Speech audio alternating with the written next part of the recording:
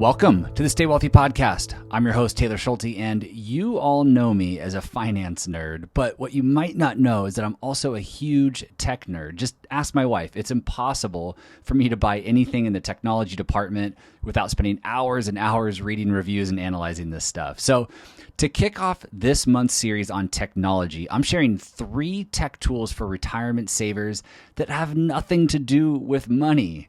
Why is that? Well, because if I can improve your life, save time, and help you become more efficient by using technology, then you're going to have more time to spend on improving your financial plan. Be sure to stay until the end today because I'm also sharing a few bonus tech tools as well. And even if you don't consider yourself tech savvy, I promise you're going to pick up something new and easy to adopt that will make your life better or at least more fun. For all the links and resources mentioned in this episode, including links to all the tech tools that I mentioned, head over to youstaywealthy.com/99. Okay, the first tech tool that I want to share is the most important, and it's probably the one that's most well known by our listeners today, but it's so important that I couldn't leave it out, and that is Dashlane or LastPass. Dashlane and LastPass are primarily known as password managers. In other words, they're apps that live on your computer and on your mobile phone, and they help you safely and securely store your passwords. But they do other things as well that don't get as much love, such as helping you generate unique, secure passwords that meet certain criteria. It also helps you autofill your usernames and passwords on both your mobile browser and your desktop, so it allows you just to fly through your day. You don't have to try to remember everything. It'll also help you autofill payment and personal information when and if you're shopping online. So it'll populate your billing address, your mailing address, your credit card information. All of that's in there. Makes your day really, really easy. It also has dark web monitoring, which scans the web every single day and looks for your personal data that's been leaked to the wrong people. And it alerts you when this happens and also tells you how to take action. And then lastly, Dashlane has a built-in VPN or virtual private network, which protects your online privacy, protects against identity theft, and allows you to safely use wireless internet. If you're not already using the VPN, go and get a VPN, even if you don't use Dashlane or LastPass. I will tell you this, though. A VPN can be quite expensive, and it's already part of the package inside of Dashlane. So it's a nice, effective, cost-friendly way to not only get a password manager in place, but also have a VPN free to use, especially when you're out in public at a coffee shop or an airport and you're using the public Wi-Fi. So I personally use Dashlane, and I'll also mention that it serves as a safe and secure place for me to store my checking account information, my saving account information, my driver's license, my social security card, my passport. All those important documents all live securely inside of Dashlane. I can also securely store notes and receipts if you have a need for storing those types of things. Lastly, what I love about Dashlane, and I'm sure LastPass and others have it too, there's an emergency feature that allows me to share all or some of my information with one or more emergency contacts in the chance that something were to happen to me. So my wife is my emergency contact and I'm hers. And, now that I'm saying this all out loud, ideally we should add one additional person in the chance that something happened to both of us at the same time. But the nice thing about this feature is that you can set a waiting period. So if that person, your emergency contact, tries to access your account while you're still alive, you have a period of time which you can set to review that request and deny it. Now, obviously, if you're not here and you don't respond to that request, then Dashlane is going to turn over that information based on that emergency feature. I've been using Dashlane for at least 5 years now, and initially I chose them because it was rated as the most friendly password manager for Mac and iPhone users, which is me. It was also the top-rated manager by Wall Street Journal, Wired, New York Times, and a few others. My guess is at this point, most of the top-rated apps, again, I mentioned LastPass in there, they're all pretty similar at this point. So maybe test out a few to see what works best for you. And then lastly, I'll just say that recently Dashlane actually made a move where their desktop app is no longer needed and everything just lives as a browser plugin. So it's becoming much, much easier and much more integrated in my day-to-day life. Number two is Pocket or Instapaper. So I personally use Pocket, but Instapaper is a competitor and it's widely used and gets raving reviews as well. So, check them both out. But in its most basic form, Pocket allows you to quickly and easily save articles, videos, and even podcasts like this one for future consumption. How often are you browsing Facebook or Twitter or LinkedIn and you see something that you want to read or watch or listen to, but you just don't have the time in that moment, or you get distracted and you're pulled into another project? Before Pocket, when I'm in that situation, I would often just email those things to myself, only to see my email inbox just get more and more chaotic and unorganized. But with Pocket, the app is on my phone and it's also installed to my browser. So if I come across something that I want to save for later, I just click that little button and then I choose an appropriate tag. And by choosing a tag, it helps me keep everything organized. For example, if I come across a book that I want to read, maybe a friend recommended a book or posted about it online, I'll just add that to Pocket and choose the book tag. And now when I'm ready for a new book, I can log into Pocket using Dashlane, of course, click on the books tag, and I can view my entire list of books that I've saved. I also have a tag for podcasts. I have a news tag and a finance tag. Maybe you like saving recipes. You can create a recipe tag and funnel all of your recipes there. You can create as many tags as you like. I like to keep it simple just so it doesn't become chaotic and overwhelming like my email inbox was. One of the other great features is the ability to read offline. So if you're about to jump on an airplane or you're headed somewhere with bad Wi-Fi or spotty cell service, you can add a bunch of content to Pocket and then read it without any issues while you're offline. A few other things that Pocket does that I've taken note of, it allows you to highlight passages and store them for future reference, which if you're a Kindle reader, you might do that already, but you can do the same thing for articles that you're reading. Highlight things, stick them in a folder, and revisit them in the future. It also allows you to listen to an article rather than read it using the built-in narrator function. And then lastly, it gives you these estimates for how long something will take to read or listen to. So if you save an article for the future and then you go to see what articles are in your Pocket, it'll tell you, hey, this article is 34 minutes. Well, if you don't have 34 minutes at that time to read it, maybe you'll skip that one and save it for later and read something a little bit shorter. So a nice little function to tell you an estimate of how long something will take for you to consume. Pocket does have a free version that has limited functionality, but the premium version is only $45 a year, and I found it to just be a huge time saver and really has just boosted my productivity.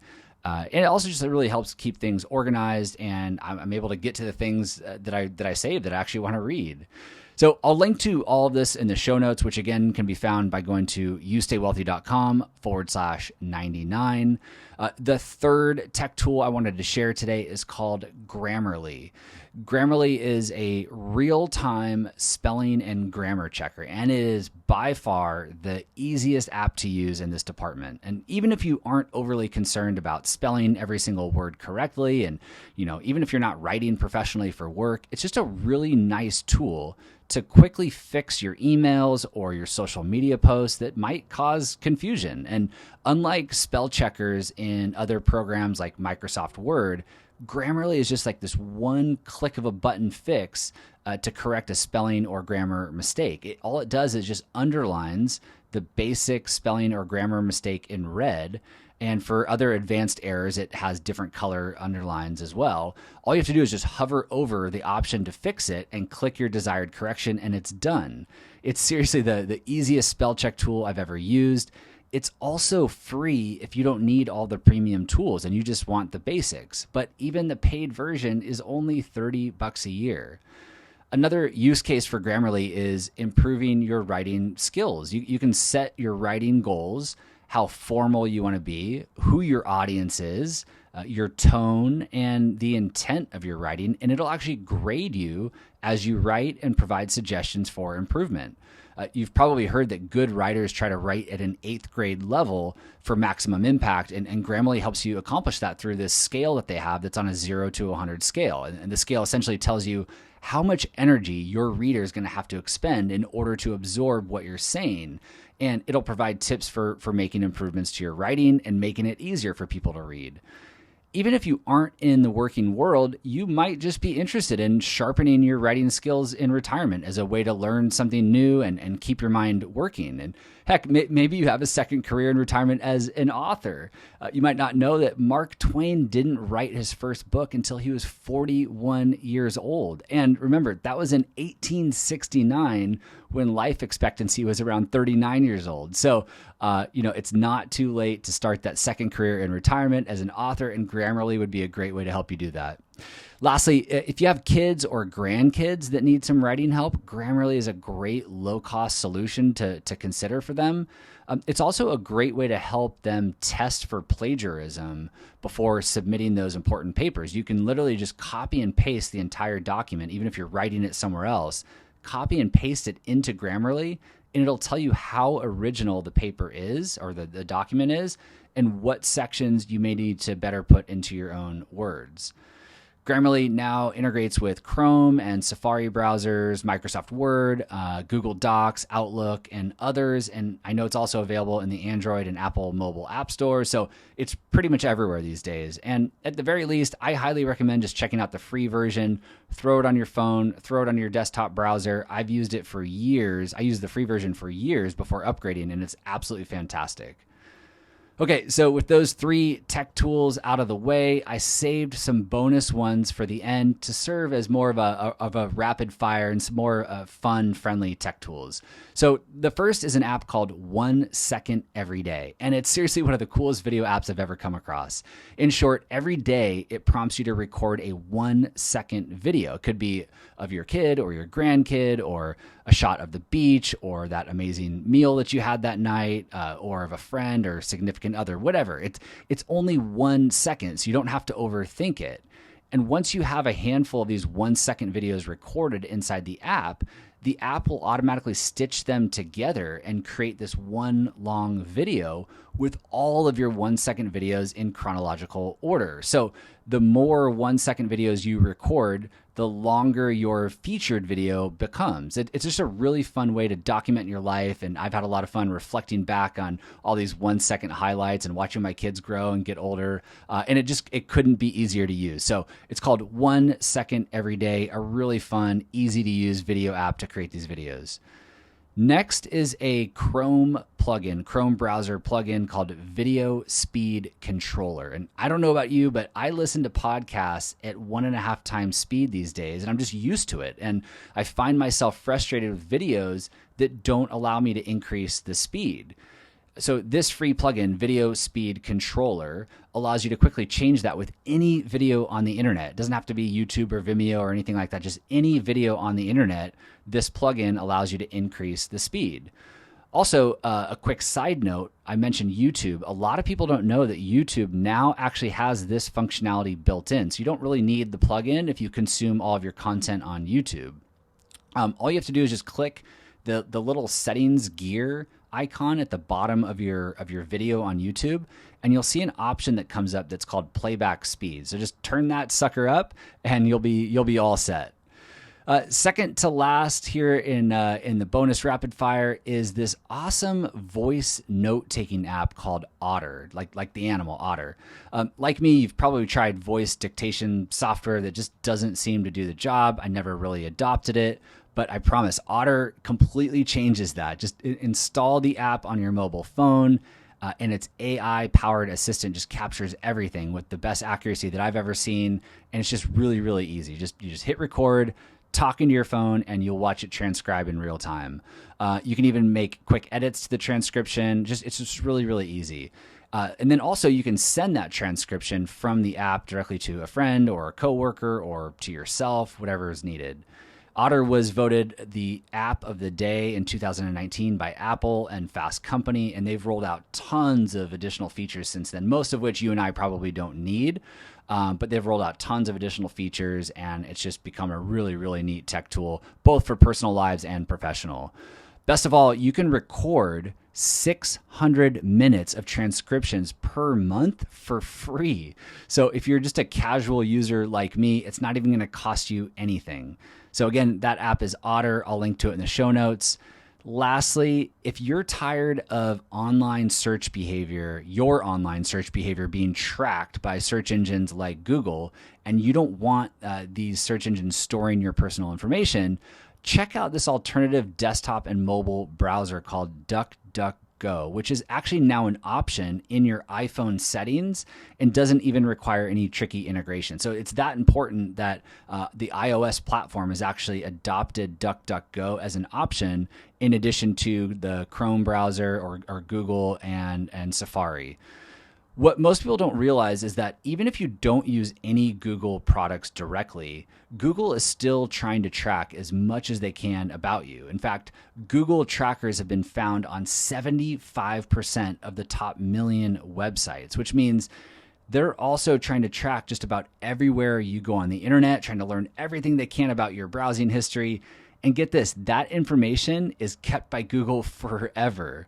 So using a private browser like DuckDuckGo can be a bit of an inconvenience compared to browsers like Chrome and Safari, where you have everything organized and bookmarked. But if your data and privacy, especially online and through search, is really, really important to you, then giving up the convenience just might be worth it. So I've had a lot of fun just learning about DuckDuckGo, some of the different settings. I'll be honest, I don't use it on a day-to-day basis, but I've heard enough of it by now that I had to download it and check it out. And I wanted to mention it in case it's just something that's really, really important to you. Okay, as mentioned, I'll be linking to all of these tech tools in the show notes, which can be found by going to youstaywealthy.com/99.